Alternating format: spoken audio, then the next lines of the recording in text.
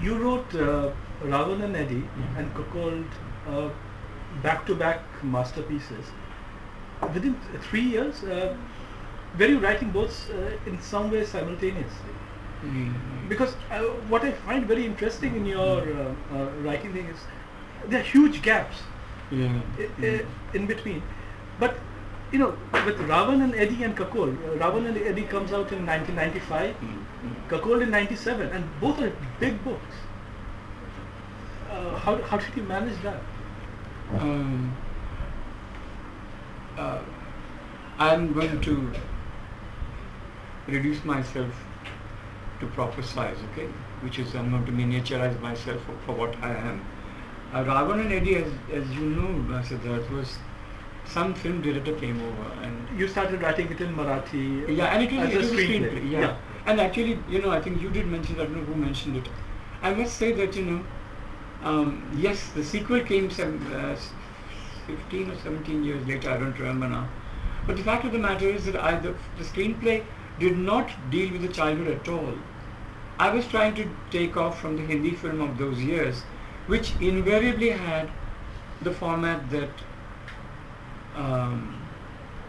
Have you seen the Dharmendra Amitabh Bachchan movie? Ram Balram. No. There were three characters, and that Aurora chap, you know. That's not Yadav Ki Bharat. Yadav, that's not Amitabh. No, sorry, I made a mistake. Tariq. Yeah, Tariq. Yeah. So Yadav Ki Bharat, or that period, the movies all started this way. There were three characters usually: Hindu, Muslim, Christian. I mean, standard. Yeah. And the guys who made the mistake of having two, well, they lost out, I think, most of the time. If you can't have a secular message and a bogus one at that, why bother to make a movie? So, but what happens is that, okay, parents and children going to some pilgrimage place or whatever it is, the train goes off the tracks and goes down into a bottomless river or whatever, okay? So then the children are separated. At which point, the titles come on, right? And the next thing that you see is they are grown up. So this is exactly what I wanted to do. So the first chapter of Ravan Eddie, for which I am going to be called again. I love to read the first chapter. I'm sorry to say this. I'm shameless. But the next scene, you immediately find that they have grown up in the original screenplay. So then the whole thing, the screenplay was about them as adults, barring the first scenes.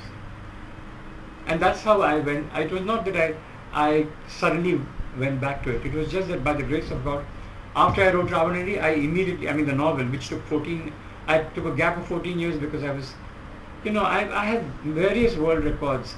I mean, I don't know what the Guinness Book of people are doing, because it took.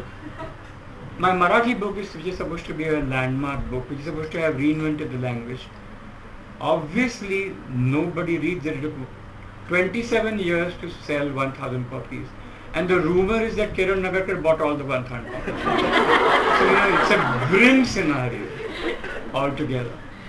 But coming back to your question, really. Did you do the translation for that, the Heinemann thing? No. That was done by somebody in Australia. Yeah. But sir, what is your question again? Which? Yeah, because there's a very short gap between the two, and there's huge novels. No, you're right. But I started writing Ravan Eddie in Marathi. Yeah. Because, you know, at that time I had switched over completely to Marathi. And once I realized that I had absolutely no readership, and that bedtime story, they did not even allow the first rehearsal of that play to take place. That's 78. 78. I completely stopped writing. Totally. I mean, I had written 71 or 81 pages of Ravan and Eddie in Marathi.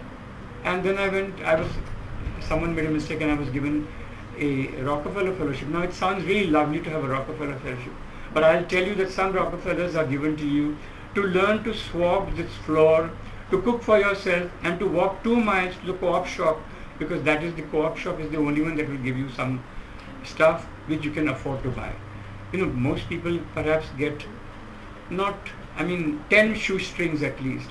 I got half a shoestring of for that fellowship. So I mean, but anyway, that's when I started writing down and reading English.